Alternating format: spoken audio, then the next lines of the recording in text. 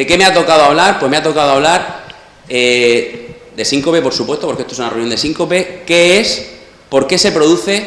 ¿Y cómo lo diagnosticamos? Y vamos a profundizar un poco en una herramienta de diagnóstico que es el electrocardiograma. La charla, básicamente, vamos a hablar de la importancia del concepto y de las herramientas que tenemos para el diagnóstico de esta entidad. La importancia del síncope no la voy a inventar yo. O sea, está claro que todos los médicos que vemos pacientes en consulta, si no sabemos diagnosticar un síncope, si no sabemos lo que es un síncope, mal vamos, y sobre todo mal va mi paciente. ¿Por qué? Porque es una cosa que es frecuente, la vemos todas las semanas en práctica clínica o todos los meses, en función del ámbito en el que esté. Es una cosa que lleva asociados costes, y no solo costes económicos, sino que costes de morbimortalidad en nuestros pacientes, y que por lo tanto tengo que estar muy centrado a la hora de saber diagnosticarlo y tratarlo de forma correcta para no tener costes en mi paciente y para no tener costes económicos. ¿De acuerdo? Es algo muy importante. ¿Y qué es de lo que estamos hablando aquí? Pues el síncope, como la mayoría de aquí sabéis o todos sabéis, pues es una pérdida de conocimiento. ¿Tengo que perder el conocimiento para tener un síncope? Sí, es una pérdida de conocimiento que me debe de durar pocos segundos, aunque la familia me cuente o el paciente me cuente que fue media hora. No, generalmente son segundos, y que tiene que haber una recuperación completa espontánea, y que curiosamente se debe a una, ¿por qué se produce? A una hipoperfusión cerebral transitoria. No me llega a la cabeza sangre y por lo tanto pierdo el conocimiento. ¿Y esto por qué se produce? Pues yo tengo que reconocer aquí que no soy especialista en síncope. Por ejemplo, el doctor Lacunza es un especialista en síncope a nivel nacional e internacional, y yo no soy un especialista. Entonces puede ser que esto tenga, ya os digo que tiene mucha verdad, pero puede ser que algunas cosas se escapen, ¿de acuerdo? He intentado dar una visión simplista, pero yo creo que bastante útil de cara a ver al enfermo en la práctica clínica. 3 mecanismos fundamentalmente de producción. El síncope reflejo neuromediado, que es es el más frecuente, que tiene un buen pronóstico, y que el problema es que a menudo es recurrente y hace que el paciente lo pase mal y su calidad de vida empeore. El síncope cardiogénico, que es el que no se me puede escapar, porque si se me escapa y no lo trato bien, mi paciente puede acabar muy mal. De hecho, puede ser mortal. Fundamentalmente, 3 tipos de síncopes cardiogénicos: que el corazón se ponga muy lento y la sangre no me llega a la cabeza; bradiarritmias, que el corazón se ponga muy rápido y por lo tanto tampoco eyecto bien la sangre y la sangre no me llega a la cabeza y tengo hipoperfusión cerebral; o problemas estructurales del corazón que hacen que la sangre no salga o no entre bien del corazón. Y el tercer mecanismo sería la hipotensión ortostática, que es el síncope ortostático, que tiene que ver con que cuando me levanto pues no tengo los mecanismos correctos automáticos que hacen que no me baje la tensión cuando uno se levanta, y entonces pues también puedo sincopar. ¿De acuerdo? Estas 3 cosas las tengo que tener en la cabeza. ¿Y cómo lo diagnosticamos? Pues lo diagnosticamos como casi todo en cardiología, hablando con el paciente, explorándolo y pidiéndole exploraciones complementarias, las necesarias, y cuanto menos mejor, ¿vale? En la anamnesis, cuando hablo con mi paciente, lo primero que tengo que ver es si ha tenido un síncope o no, porque si no ha perdido el conocimiento no ha tenido un síncope, y ver en qué contexto clínico aparece. De hecho, si yo tuviera que elegir una herramienta para diagnosticar a mis pacientes con síncope, es hablar con él. Hablar con él sin ninguna duda, porque si te dice que está en la cola del banco, de pie, y hacía mucho calor, me he mareado, y el contexto es completamente vasovagal, pues eso es una lipotimia y es algo benigno. Entonces, el contexto en el que se produce es muy importante, ¿de acuerdo? Los desencadenantes.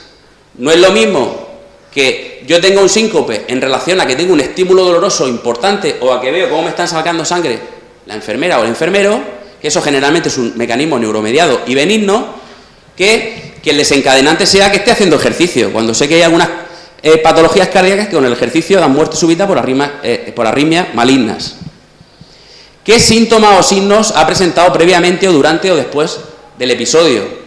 Si noto síntomas digestivos, náuseas, vómitos o diarrea, me pongo pálido, sudoración, todos esos síntomas, previos o posteriores, orientan a vasovagal. No son patognomónicos de vasovagal, por supuesto, pero orientan a vasovagal y, por lo tanto, son muy importantes preguntar por ellos. O cómo se ha recuperado. Si te quedas media hora aturdido, pues a lo mejor no es un síncope, es una epilepsia. ¿De acuerdo?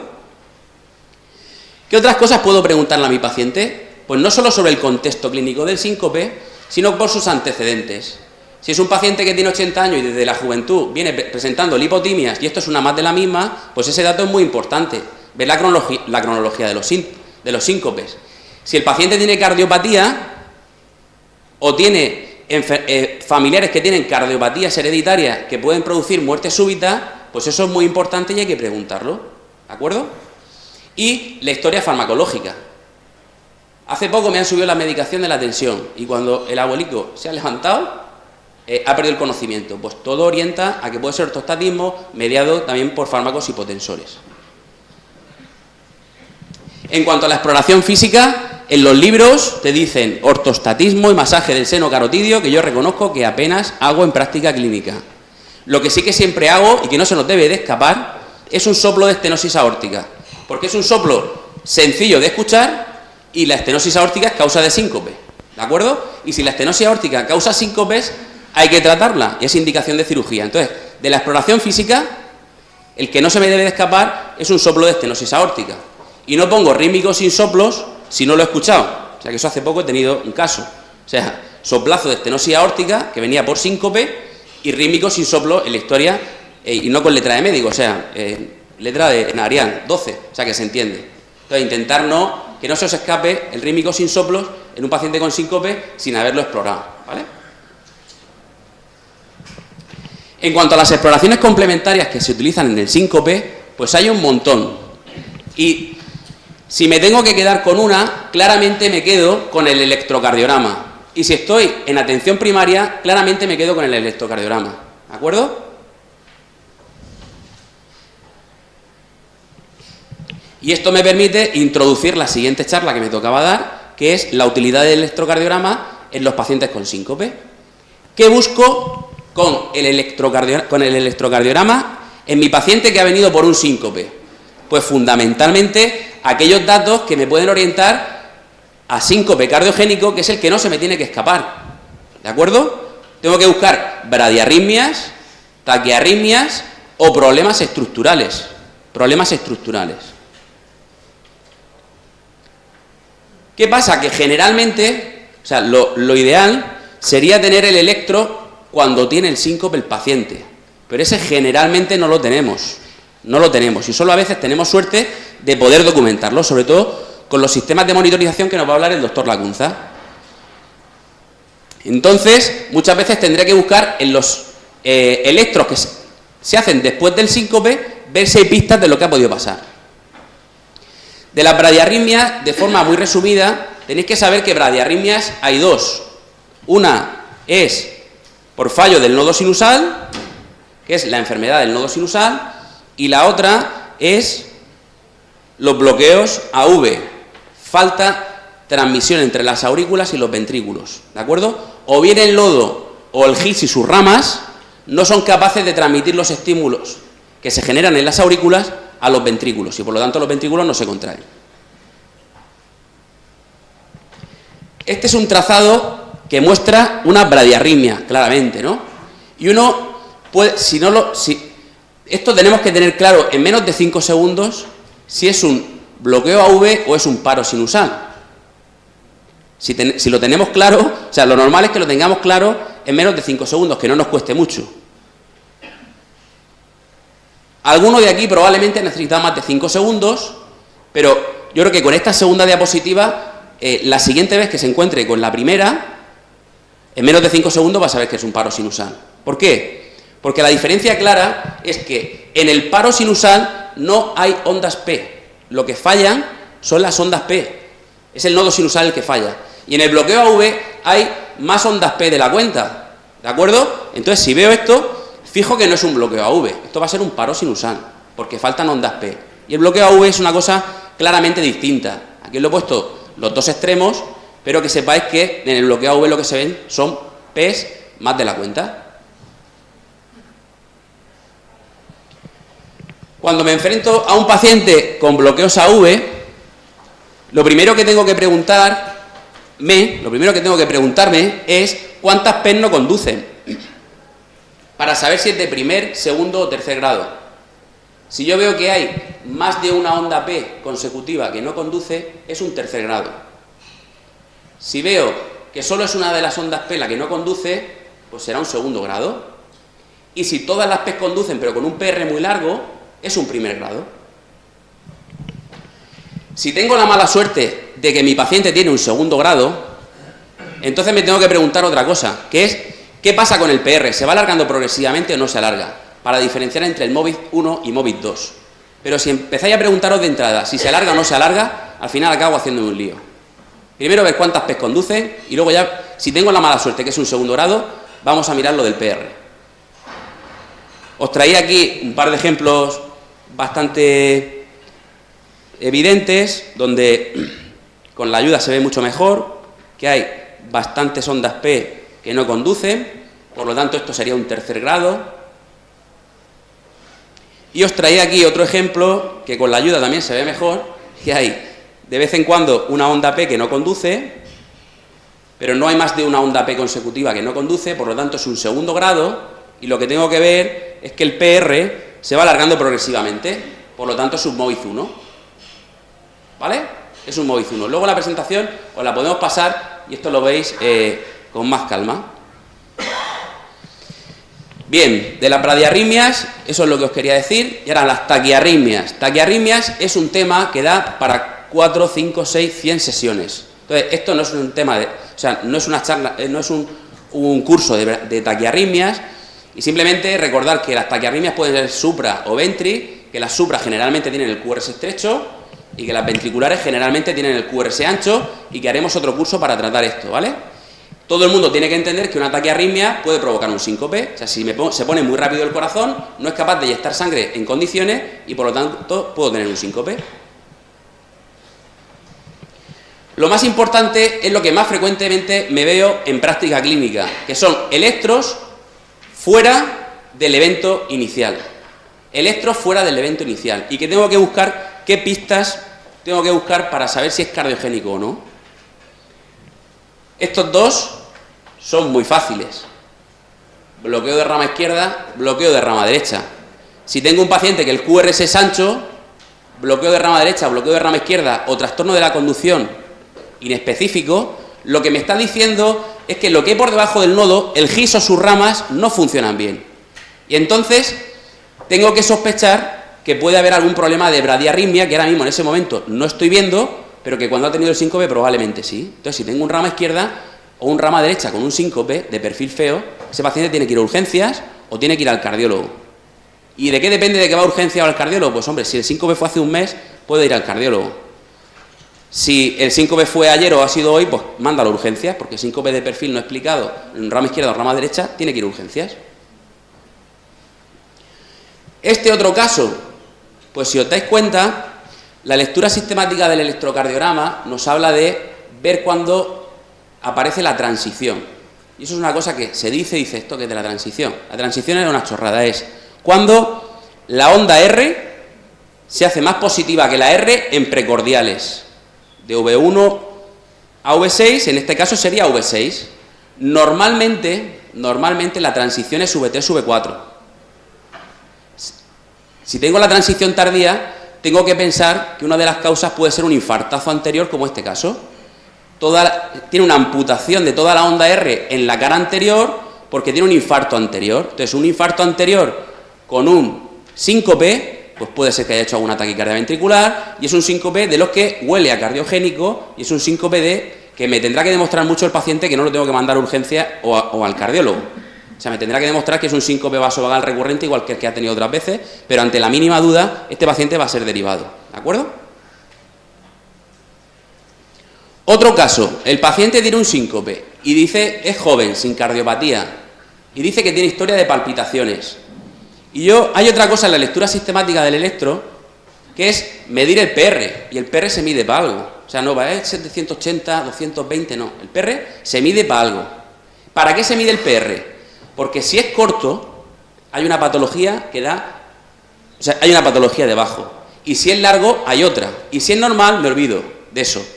Pero si yo mido el PR aquí y veo que es corto, que no, una vía accesoria, o sea, una onda delta, ¿de acuerdo? Y mido el PR para algo, no lo mido así porque quieres saber si es 180 o 190. Lo mido para que no se me vaya, o sea, que no se me pase una onda delta, una precipitación, y lo mido para que no ver bloqueos AV, que no se me pasen los bloqueos AV, ¿de acuerdo? Entonces, en este caso, pues todos veis que el PR es cortito y hay una onda delta y un ensanchamiento del QRS. Pues esto es una pista que nos puede hacer pensar que el síncope ha podido ser por una taquiarritmia.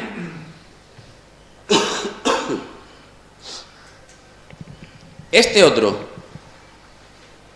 pues este otro nos habla del final de la lectura sistemática de un electro. O sea, se dice que al final de la lectura tienes que medir el QT, ¿vale?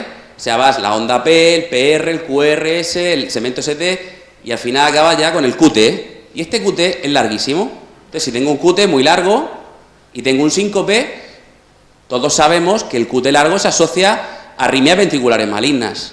Y por lo tanto, pues miraré, por supuesto lo voy a derivar, miraré si tiene alguna causa de QT largo, como puede ser fármacos tipo sotalol, amiodarona o algún antibiótico tipo levofloxacino o los macrólidos. Independientemente de que mire eso y ya se lo quite, yo al paciente este lo voy a derivar porque tiene un QT largo y esto es un factor de riesgo para tener que el síncope haya sido cardiogénico. Este es otro ejemplo de algo que vemos bastante frecuente en clínica, mucho más frecuente que el QT largo, que es un Brugada, ¿vale? Electro sospechoso de síndrome de Brugada, pues más de lo mismo, electropatológico con pistas que nos hacen pensar que puede tener un síncope cardiogénico. Y luego pasamos, hemos dicho, bradiarritmia, traquearritmia y estructural. En estructural hay bastante, y yo me he traído 3 o 4 ejemplos. Básicamente, la miocardiopatía hipertrófica o la estenosis aórtica severa, que dan hipertrofia del ventrículo izquierdo, y vamos a ver, pues, hipertrofia del ventrículo izquierdo. Tanto en una estenosis aórtica severa como en una miocardiopatía hipertrófica podemos ver en el electrocardiograma hipertrofia del ventrículo izquierdo. El contexto generalmente es distinto, el hipertrófico es más joven y el de la estenosis aórtica generalmente es más anciano. Pero bueno, en medicina todo puede cambiar, o sea, puede ser que haya una estenosis aórtica en gente joven con una válvula aórtica displásica, pero bueno, que veáis que el electro, si vemos este electro en un paciente con síncope, pues tener en cuenta que puede ser una miocardiopatía hipertrófica, que una estenosis aórtica, y este va a tener un soplo de los que no se nos deben de escapar. Otra cosa estructural, pues este caso que vimos hace poco. Todos estos son casos vistos hace poco por nosotros. Paciente con unos voltajes enormes en V1. O sea, es como una hipertrofia de ventrículo izquierdo, pero al revés. En vez de estar los voltajes altos en derivaciones izquierdas, están en derivaciones derechas. Esto es una hipertrofia de ventrículo derecho que nos debe hacer sospechar que el síncope que haya tenido a lo mejor es por una hipertensión pulmonar que no está diagnosticada. O sea, que nos puede dar pistas sobre algo estructural como causa del síncope. Otro caso, pues el S1 QT3, la taquicardia sinusal o las TEN negativas en cara anterior del tromboembolismo pulmonar. Esta gente suele venir por disnea, pero hay un trabajo bastante bonito en New England publicado sobre el síncope, el TAC en urgencias y los hallazgos de tromboembolismo pulmonar. Y decir que cuando tengáis una disnea no explicada o cuando tengáis un síncope no explicado, siempre tener en mente que el TEP también puede producir síncope, ¿vale? No digo que a todos los TEP le vayáis a pedir dímero D, pero que si a uno os huele, pues que sepáis que el TEP da síncopes, básicamente porque el ventrículo derecho no es capaz de eyectar sangre porque tiene un émbolo trombótico en la pulmonar, ¿de acuerdo? Entonces también nos puede dar pistas el electro sobre la causa del síncope. Otro, el taponamiento, paciente con... ¿Y qué veo yo en el taponamiento en el electro? Me vais a decir esto, que es... Esto es un ejemplo nuestro, donde se ve que hay alternancia. ¿Veis que hay un QRS de una morfología y otro de otra? Pero ¿qué es mucho más frecuente y lo que yo os quiero llamar la atención? Esto, paciente con pericarditis aguda, ¿de acuerdo? Un paciente con pericarditis aguda que ha tenido un síncope y que viene y que lo ves que está mal, pues a lo mejor lo que está teniendo realmente es un pretaponamiento y lo que tiene es derrame pericárdico, ¿de acuerdo? O sea que Si vienes por un síncope y tienes un electro de pericarditis aguda, ¿cuál es el mecanismo del síncope en ese contexto? El más frecuente, como siempre, es el vasovagal, porque va a ser un cuadro de fiebre y de viriasis, y lo normal es que sea vasovagal. Y el más fino y el que podéis tener en cuenta es el que no tenga un derrame pericárdico y un taponamiento, ¿de acuerdo? Que es algo estructural. Y otra cosa estructural, y ya en la última, es el infarto de ventrículo derecho. O sea, el infarto de ventrículo derecho, estructuralmente el corazón está tocado y funcionalmente está tocado, y lo que pasa es que no se llena bien el corazón, o sea, el ventrículo derecho no se llena bien y tampoco se eyecta bien la sangre, ¿de acuerdo? Entonces, es bastante frecuente que el infarto de ventrículo derecho pueda tener como manifestación inicial un síncope, entre otras cosas porque a veces también se asocia a bloqueo AV porque es una derecha que da bloqueo AV.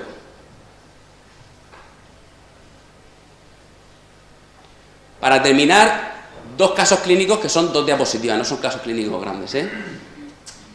Este es el primero, que es un paciente que viene por síncope y que el electrocardiograma es un electrocardiograma que cuando tú pones en Google electrocardiograma normal es el que te sale, o sea que tiene que ser el más normal del mundo, ¿vale? Es un electrocardiograma completamente normal. Mi pregunta es, ¿qué hacemos con él? ¿Lo derivamos al hospital? ¿Lo mandamos al domicilio o depende? Y para que yo esté contento tiene que ser depende, ¿vale? ¿Y de qué depende? Pues depende de lo que te cuente el paciente, porque no todo es el electro que tenga en ese momento, ¿de acuerdo? Bien, ese es el primer caso clínico. Y el segundo es este. Paciente ha tenido un síncope y registras este electrocardiograma. Y la pregunta es la misma. Aquí el murmullo, lo que quiero es, si alguien dice que depende, que levante la mano y nos lo explique. Yo digo que depende, ¿vale?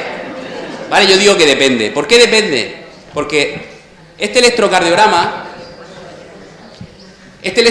es muy feo, ¿no? Es muy feo. Pero si yo digo que está realizado en el siguiente contexto, o sea, porque en el síncope es, hablo con el paciente, lo exploro y le hago un electro. Y son iguales de importantes, y el más importante es lo primero, hablar con el paciente. Entonces, esta paciente joven fue al hospital y se encontró con una enfermera súper eficiente y al mismo tiempo que le estaba sacando sangre le estaba haciendo el electro. Y la chica, como siempre, ¿qué le pasa cuando ve la sangre síncopa? Y el síncope es claramente vasovagal. Y en el vasovagal se puede ver pausas de este tipo, de 10 segundos, 5 segundos, 20 segundos. Entonces, si eso es así, depende del contexto clínico, y si el paciente ha tenido un síncope claramente vasovagal, no lo voy a mandar al hospital. A lo mejor se queda en el hospital por otra cosa. ¿De acuerdo? O sea, que un electro muy feo, a lo mejor si el contexto clínico es muy benigno, pues habrá que ver si esa cosa benigna puede dar ese electro tan feo. ¿Vale? Para terminar, recomendaros, que sé que las utilizáis, utilizar las rutas asistenciales del proyecto CARPRIMUR para ver pacientes en consulta y en urgencias con síncope, y que el algoritmo básicamente te guía muy fácil si tenemos en cuenta el A, la B y la C. Y la A, la B y la C en cardiología casi siempre es la misma, que es habla con el paciente, explóralo y hazle un electro. Entonces, si tengo antecedentes de cardiopatía, yo o mis familiares que me pueden pegar porque son cardiopatías hereditarias, si el perfil clínico del síncope no es vasovagal, es incierto o huele a cardiología, o sea, si el paciente tiene, por ejemplo, palpitaciones o angina clara, pues eso huele a cardio. O si es de esfuerzo o en decúbito supino, huele a cardio. Si el paciente está muy bradicárdico o tiene un soplo de estenosis aórtica o algún otro soplo orgánico que no sea funcional, cuando lo exploro, va a cardio. O si el electro tiene alguna de las pistas que hemos comentado aquí, pues el algoritmo me guía de forma muy sencilla y me lleva a urgencias o a cardiología en función de lo que vea. Para concluir, lo mismo que en la introducción, el síncope es súper importante, ya hemos dicho por qué. Tenemos que tener claro en qué consiste un síncope y cuál es el concepto de síncope, y que para diagnosticarlo no olvidarnos de la A, de la B y de la C, ¿vale? Hablar con el paciente, explorarlo y hacerle un electrocardiograma. Y muchas gracias.